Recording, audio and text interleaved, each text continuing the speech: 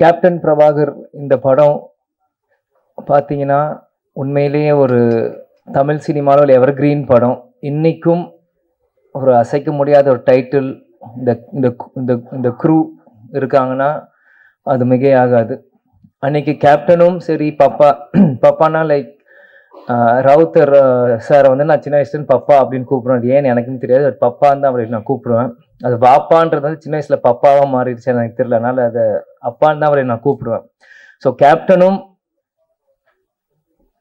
ராவுத்தர் வாப்பாவும் இரண்டு பேரும் ஒரு மிகப்பெரிய ஒரு படத்தை உருவாக்குறதுக்கு முக்கியமான காரணமாக இருந்த செல்வமணி சாரும் இந்த நேரத்தை நான் சொல்லிக்கிறேன். இந்த கேப்டன் பிரபாகரன் நீங்கள் பார்த்தீங்கன்னா இது கேப்டனோட 100வது படம். ஆனால் கேப்டன் மறைந்து ரீரிலீஸ் ஆகி இது கேப்டனோட முதல் படமாக நம்ம எல்லாருமே அதை கொண்டாடணும். கேப்டன் நடிச்சது 156 படம், அதுல 100வது படம் கேப்டன் பிரபாகர் தான் இது முதல் படம். இதே மாதிரி அவர் நடிச்ச 150 படத்துக்கு மேலேயும் இனி ஒரு வருஷம் அதை ரீரிலீஸ் பண்ணி இப்ப இருக்க யங்ஸ்டர்ஸ்க்கும் இப்ப இருக்க ஜென்ரேஷன் அந்த மாதிரி ஜென்சி கிட்ஸ் அப்படின்னு சொல்ற மாதிரி இப்ப இருக்க ஜென்ரேஷன்ஸ்க்கு அன்னைக்கு கோல்டன் பீரியட்ல சினிமா இன்னைக்கு வந்து டிஜிட்டலா இருக்கு. அன்னைக்கு ரீல் காலத்துல ரீல்ஸ் செல்வமணி சார் சொன்ன மாதிரி அன்னைக்கு எப்படிலாம் கஷ்டப்பட்டு இந்த மாதிரி ஒரு படைப்பை உருவாக்குனாங்களோ இன்னி இருக்க ஜென்ரேஷன்ஸ்க்கும் ஃபிலிம் இன்ஸ்டியூட் ஸ்டூடெண்ட்ஸ்க்கும் இது ஒரு கேஸ் ஸ்டடி மாதிரி. இந்த படங்கள் ரீரிலீஸ் பண்ணும்போது தான் அப்பற்பட்ட 80s 90s அந்த இருக்க டைரக்டர்ஸ் ப்ரொடியூசர்ஸ்ல எப்படிலாம் கஷ்டப்பட்டு ஒரு படத்தை எடுத்தாங்களோ இப்ப இருக்க யங்ஸ்டர்ஸ்க்கு அது நிச்சயமா அது புரியும். இன்னைக்கு இந்த கமலா சினிமால இருந்து நம்ம பேசிட்டு இருக்கோம். வரும்போது முதல்ல அந்த கமலா தியேட்டர் ஓனர் வந்து நீங்க வெல்கம் டு கமலா அப்படின்னு சொன்னார். சின்ன வயசுல இருந்து கேப்டன் படங்கள் எத்தனையோ படங்கள் கமலா தியேட்டர்ல விசில் அடிச்சு நான் பார்த்திருக்கேன். ஞாபகம் இந்த தியேட்டர் எனக்கு கொடுக்குது. பிறகு ராவுத்தர் பப்பாவும் கேப்டனும் எப்படிலாம் ஒரு ஃப்ரெண்ட்ஷிப்பா இருந்து பல படங்கள் அவங்க தயாரிச்சாங்க. அதுல 60-70% எல்லாமே மிகப்பெரிய ஒரு ஹிட் அந்த படங்கள் எல்லாமே. அதே மாதிரி பாத்தீங்கன்னா கேப்டன் பிரபாகர் டெக்னீஷியன்ஸ் அப்படின்னு பாத்தீங்கன்னா இன்னைக்கு இவங்க எல்லாருமே சினிமாவின் ஜாம்பவான்களா இருக்காங்க. நம்ம எல்லாருமே ஒரு டைம் டிராவல் பண்ணி ஒரு 34 இயர்ஸ் முன்னாடி போவோம். இன்னைக்கு எப்படி அவங்களாம் அன்னைக்கு இருந்திருப்பாங்களோ இன்னைக்கு அதே வேகத்தை அதே உத்வேகத்தோட ஒவ்வொருத்தவங்க பேசும்போது அவங்க நான் கண்ணிலையும் அவங்க இதுல நான் பார்த்தேன்.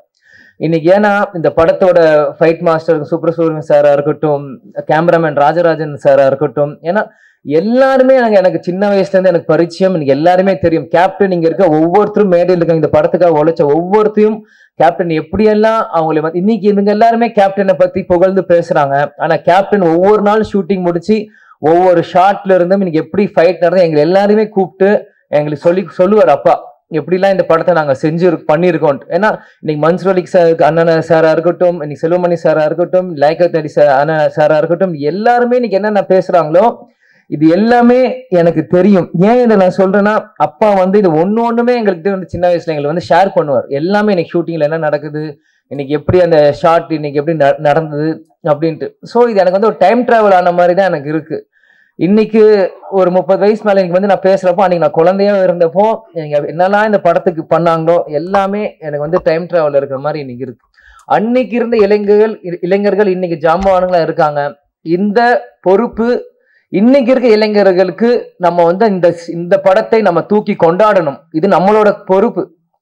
ஏன்னா இப்படி இருக்கும் போதுதான் இந்த மாதிரி பல படைப்புகள் இன்னைக்கு இருக்க யங்ஸ்டர்ஸ் பார்க்க முடியாத படங்கள் இன்னைக்கு திரும்பி வரும். இன்னைக்கு பாத்தீங்கன்னா ஏன் இதை சொல்றேன்னா டெக்னீஷியன்ஸ் நம்ம மேக்கப் மேன் ராஜாவனா இருக்கட்டும், இன்னைக்கு நம்மளோட இல்ல நம்மளோட ராஜேந்திரன் காஸ்டியூம் அவரா இருக்கட்டும், எல்லாருமே கேப்டனை ஒவ்வொரு விதமாக ரசித்து தான் இன்னைக்கு கேப்டனாக இன்னைக்கு ஒரு 150 படம் பண்ணியிருக்காங்கன்னா இங்க இருக்க ஒவ்வொருத்துக்குமான எல்லா ஒரு கடமையிலும் பொறுப்பும் இருக்கு. இன்னைக்கு நீங்க பாத்தீங்கன்னா இன்னைக்கு ரம்யா கிருஷ்ணன் மேடமா இருக்கட்டும், இன்னைக்கு அந்த ஆட்டமா தேரோட்டம் இன்னைக்கும் அவங்க நடந்து வரும்போது நாங்க பார்த்தேன். எனக்கு அவங்க நடந்து வரும்போதே எனக்கு அந்த பாட்டு மைண்ட்ல எனக்கு அடிக்க ஆரம்பிச்சிருச்சு. அந்த இளையராஜா சார் மியூசிக் அப்படின்னு அவங்க நடந்து வர மாதிரியே தான் எனக்கு அது இருந்தது. இன்னைக்கு சரத் சார் இன்னைக்கு வந்து சுப்ரீம் ஸ்டாரா இருக்கும்போது இந்த படத்துல இருக்கும்போது நான் அப்படியே அன்னைக்கு கனெக்ட் பண்றேன். அன்னைக்கு எவ்வளவு இளமையா ஒரு மிஸ்டர் மெட்ராஸ் அப்படின்னு டைட்டில் எடுத்து அந்த படத்தை ஆரம்பிச்சிருக்கும் போது சரத் சார் இந்த படத்துக்கு எவ்வளவுலாம் கஷ்டப்பட்டிருப்பாரு. செல்வமணி சார் சொன்ன கழுத்துல உடஞ்சிருந்து இது ப்ராப்ளம் இருந்தது. இந்த மாதிரி பல விஷயங்கள் இவங்க பண்ணியிருக்காங்க. அதே மாதிரி மன்சூர் அலிகான் அண்ணன் வந்து அவர் வந்து நான் சின்ன வயசுல இருந்து அவரோட நான் எந்த ஷூட்டிங் போனாலும் என்னை தூக்கி வச்சு விளையாடுவாரு, கொண்டு வர கேப்டன் ஷூட்டிங் முடிச்சு வந்தாலே சண்டை போடுவார். அவருக்கு தெரிஞ்ச விளையாட்டு எல்லாமே ஃபைட் தான். அதுக்கு பிறகு ஒரு சண்டை அப்படின்னா மன்சூர் அலிகான் அவரோட தான். ஏன் இதை நான் சொல்றேன்னா, ஷூட்டிங் தாயகம் அப்படின்னு ஒரு படத்துல போறப்போ மூக்கு இவ்வளவு பெரிய மூக்கு இப்படி வச்சுட்டு குண்டு மணாலியில பின்னாடி வந்து பயமுறுத்துறது, எங்களை தூக்கிட்டு போறது, அவங்களோட டாட்டர்ஸ் ரூபியா இருக்கட்டும், இந்த மாதிரி எத்தனையோ பேர் அவங்களோட சின்ன வயசுல நாங்கள் பழகி இருக்கோம். அவன் கேப்டன் பிரபாகர் அப்படின்னு பண்ணும்போது என்னைக்கு கேப்டன் அவரை உருவாக்குனாரோ, கேப்டன் மறைந்த அந்த டிசம்பர் 28 கேப்டன் காலடியிலே கடைசி வரைக்கும் இருந்து கேப்டன் இறுதி சேர்ந்த ஒரு நல்ல உள்ளம்தான் மன்சூர் அலிகான் அவர்கள். இந்த மாதிரி இது வந்து எனக்கு வந்து இது வந்து ஒரு படத்துக்காக நான் வந்து பேசுறனோ இல்லை இவங்க டெக்னீஷியன்ஸ் அவங்களுக்கு முன்னாடி பேசுறோம் எனக்கு இல்லை. இவங்க எல்லாருமே எனக்கு ஒரு ஃபேமிலி மாதிரி தான் எனக்கு தெரியுறாங்க. ஏன்னா செல்வமணி சார் அவர் சொன்ன மாதிரி அவர் எப்பயுமே அவர் கார்ல வருவார், அவர் வீட்டுக்கு போவார், ஹாய் சொல்லுவார், ஹலோ அங்கிள் நாங்கள் சொல்லுவோம், நாங்கள் விளையாடிட்டு இருப்போம். சிவா சாரா இருக்கட்டும், யாராக இருக்கட்டும், நாங்கள் சின்ன வயசுல இருந்து அவங்கள சுத்தி தான் நாங்கள் வளர்ந்துருக்கோம். இன்னைக்கு அடுத்த ஒரு தலைமுறை வரும்போது என்னை முன்னிலைப்படுத்தி என்னை கொண்டு வரும்போது உண்மையிலே எனக்கு ரொம்ப ஒரு கௌரவமான ஒரு பெருமையான விஷயமா இதை நான் பாக்குறேன். நிச்சயமாக ஏன்னா நான் எப்பயுமே அப்பா கிட்ட கேட்பேன், எனக்கு எதுக்கு விஜய் பிரபாகரன் பேர் வச்சிங்க, அவனுக்கு சண்முக பாண்டியன் வச்சு. ஏன்னா ஸ்கூல்ல எல்லாருமே கேட்பாங்க. இப்போ இருக்கும்போது ஸ்கூல்ல படிக்கும்போது what is your father sir name last name போது விஜய் பிரபாகர் அப்படின்னு நான் சொல்லுவேன்.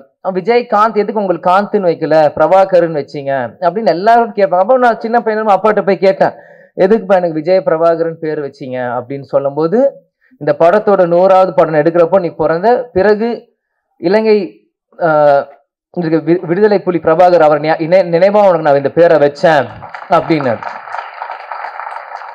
ஆனா இந்த பேரு உனக்கு இப்ப வச்சது உனக்கு புரியாது, நான் நாளைக்கு இல்லைனாலும் இந்த பேர் உன்னைய பேர் சொல்லி உனக்கு உயர்த்தும் அப்படின்னாரு.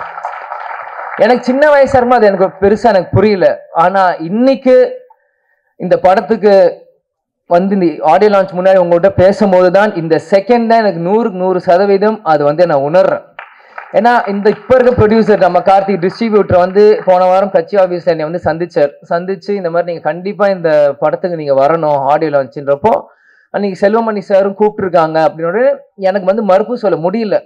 ஏன்னா என்னைக்குமே நான் நோ சொல்ல மாட்டேன். அன்பால கூப்பிட்டாங்க எங்க இருந்தாலும் நான் ஓடி வந்துடுவேன். அன்னைக்கு வந்து கண்டிப்பா வரணும் அப்படின்னு சொல்லியிருந்தாலும் செல்வமணி சாரே சொல்றாரு, படத்தோட டைரக்டர் இவரு சொல்லும் போது நம்ம எப்படி பண்றப்போ, ஆனா உள்ளம் தேடி இல்லம் நாடி அப்படின்னு சுற்றுப்பயணமும் அன்னைக்கு நம்ம தொடங்க ஆரம்பிச்சிட்டோம். தொடங்குறப்போ எப்படி சொல்றேன்னு தெரியல, முந்தா நேற்று பார்த்தாதீங்க போன் கண்டிப்பா வரணும் அப்படின்னு சொல்லிட்டாங்க. சரி வரேன் அப்படின்னு சொல்லிருங்கன்ற. நேற்று திருப்பத்தூர்ல பிரச்சாரம் போயிட்டு இருக்கோம், பயங்கர மழை, வண்டி வரவே முடியல. என்ன இருந்தாலும் சரி நாளைக்கு பிரச்சாரம் முடிந்து நைட் 10 மணிக்கு மேல கிளம்பி காலையில வந்து சேர்ந்து இன்னைக்கு முன்னாடி வந்து நிக்கிறேன். ஏன்னா இதுதான் கேப்டன் எங்களுக்கு கத்து கொடுத்துருக்கிறார். நீ நம்ம குடும்ப விழாக்கு போறியோ இல்லையோ எனக்கு கவலை இல்லை, உன்னை அன்பால கூப்பிட்டா நம்ம கட்சிக்காரங்க சரி சினிமாக்காரங்க யாரு கூப்பிட்டோம் அந்த செகண்ட் போய் நிக்கணும்ட்டு ஒரு வார்த்தை கொடுத்துட்டோம்னா அங்க போய் நிக்கணும். இதுதான் சொல்லுவார், துளசி கூட வாசம் மாறினாலும் மாறும், ஆனா தவசி புள்ள வார்த்தை மாறக்கூடாதுன்னா அது இது ஒரு முன்னுதாரணம். இதுக்காக இந்த 35 வருஷத்துக்கு பிறகும் இந்த படம் வந்து இங்க ரிலீஸ் ஆகுதுன்னா கண்டிப்பாக அப்பா எனக்கு அந்த பேர் வச்சிருக்காரு. இந்த படத்தை கொண்டாட இன்னைக்கு லட்சக்கணக்கான தமிழர்கள் இன்னைக்கு உலகம் முழுவதும் இருக்காங்க. இந்த இடத்தில் நான் இன்னைக்கு கேப்டன் இல்ல, அன்னைக்கு நான் பிறந்தேன், ஆனா இன்னைக்கு அப்பா நம்ம கூட இல்ல. இருந்தாலும் நம்ம அந்த இடத்துல போய் நிக்கணும், கேப்டனுக்கு பதில் நம்ம அங்க போய் இருக்கணும். இந்த படத்தை கேப்டன் இல்லாட்டியும் எங்க அப்பாவை இந்த விஜய் பிரபாகர் நான் கொண்டாடுறோம் இந்த யூனிட்டோட சேர்ந்து இன்னைக்கு நான் வந்து இருக்கேன். அம்மா கூட சொன்னாங்க, எதுக்கு ஷம்மு தான் சென்னையில் இருக்கா போட்டேன், இல்ல நான் போறேன், நான் வரேன்னு சொல்லிட்டு நான் போறேன், எவ்வளவு தூரமா இருந்தாலும் சரி நான் வரேன், முடிச்சுட்டு நாளைக்கு காலை திரும்பியும் வந்து சுற்றுப்பயணம் நான் கலந்துக்கிறேன். ஆனா இன்னைக்கு மற்ற எந்த படம்னா கூட நான் யோசிச்சிருப்பேன், ஆனா இந்த டைட்டில் இந்த கேப்டன் பிரபாகருக்கு இந்த விஜய் பிரபாகர் கண்டிப்பா வரணும், அப்பா இல்லாத நேரத்தில் இந்த விஜய் பிரபாகர் கண்டிப்பா இங்க இருக்கணும் அப்படின்னு சொல்லி வந்து இந்த விழாவில் நான் பங்கேற்றதுக்கு எனக்கு உண்மையிலேயே ரொம்ப சந்தோஷமாவும் பெருமையாகவும் இருக்கு. நான் வாழ்ந்த இந்த வாழ்க்கைக்கு முதல் பலன் நான் அடைஞ்சிட்டேன் அப்படின்னு தான் நான் நினைக்கிறேன். ஏன்னா சின்ன வயசுல இருந்து எல்லாருமே என்னை வந்து பிரபாகரன் பிரபாகரன் பிரபாகரன் போது நீ அந்த படத்தப்ப பிறந்த அப்பாங்க இல்ல நான் எமோஷன் ஆகக்கூடாதுன்னு தான் இருக்கேன்.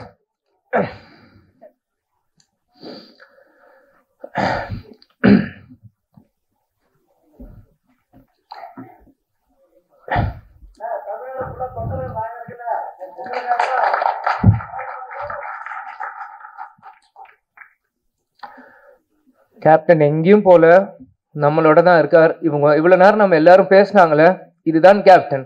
கேப்டன் எல்லார் உள்ளத்திலையும் இருக்கார்.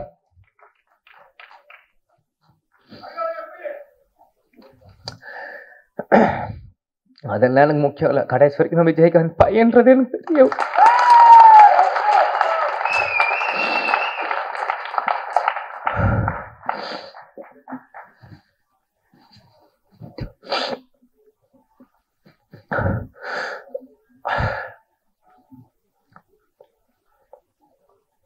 ஏதா சிங்கம் புலி என்ன சொன்ன மாதிரிதான் தமிழ்நாடு நல்ல தலைவரை இழந்தது.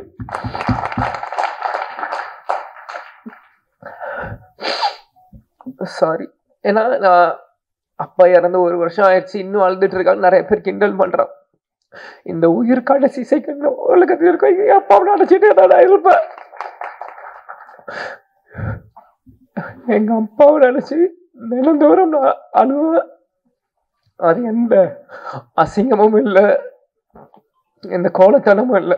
ஏன்னா நான் தோல்வியை நினைச்ச அழுகல, என்னை சூழ்ச்சியில தோக்கடிக்கணும் அழுகல. எங்க அப்பாவை நினைச்சு எங்க அப்பாவை மிஸ் பண்றேன், நான் அழுவேன். அதுக்கு எந்த இதுவும் இல்லை. நிச்சயம் கேப்டனோட பிளெஸிங் இந்த படத்துக்கு இருக்கும். அங்க இருக்க ஒவ்வொரு போட்டோவும் என்னோட ஸ்கூல் புக்ல நான் படிக்கும்போது எங்க அப்பாவோட போட்டோ ஒவ்வொருத்தையும் எங்களோட ஒரு நோட்லயும் எங்க அப்பாவோட ஸ்டிக்கர், இந்த படங்கள் நான் வரும்போது இது எல்லாமே நான் பார்த்தேன். கேப்டன் அந்த ட்ரெயின் ஃபைட்ல அந்த குதிரையில வந்து அந்த ரெட் கோட்ல போட்டு சண்டை போடுறதா இருக்கட்டும், குதிரையில வரதா இருக்கட்டும், ஒன்னும் என்னோட எல்லா 150 படங்கள் நீங்க இன்னைக்கு கூட நீங்க எந்த படம் ஒரு செகண்ட் இந்த ஒரு சின்ன சீன் காமிச்சிங்கன்னா கூட இது கேப்டனோட எந்த படம் நான் சொல்ல முடியும். ஏன்னா சின்ன வயசுல இருந்து எங்க அப்பாவை ரசிச்சு ரசிச்சு ரசிச்சு ரசிச்சு எனக்குள்ள ஏத்திக்கிட்டு இந்த இடத்துல நம்ம நிக்கிறேன்னா கேப்டன் எங்கேயும் இல்லை, நம்ம கூட தான் இருக்கார். கேப்டன் ஒரு மிக சிறந்த தலைவர். அவரோட கொள்கைகளையும் லட்சியத்தையும் வெல்வதற்காக தான் இந்த விஜய பிரபா இங்க நான் நிக்கிறேன். எனக்காக இங்க இல்ல. நிச்சயம் இந்த படம் 100 நாட்கள் மேல ஓடணும். அதுக்கு அந்த சப்போர்ட் மீடியா பர்சன்ஸும் சரி, தொண்டர்களும் சரி, ரசிகர்களும் சரி, இப்ப இருக்க ஜெனரேஷன்ஸ் எல்லாருமே இந்த சப்போர்ட் நீங்க பண்ணணும் நான் கேட்டுக்கிறேன். அதனால எல்லாருக்கும் நன்றி. சாரி நான் அழுதுரு கூட சொன்ன அழுது மன்னிச்சுக்கோங்க. அதே மாதிரி இவ்வளவு நேரம் மீடியா பர்சன்ஸ் இருந்தீங்க, 11 ஆச்சு. உங்களுக்கும் இந்த நேரத்தில் நன்றியை நான் தெரிவித்துக் கொள்கிறேன். குரூக்கும் நன்றி. நன்றி, வணக்கம், தேங்க்யூ.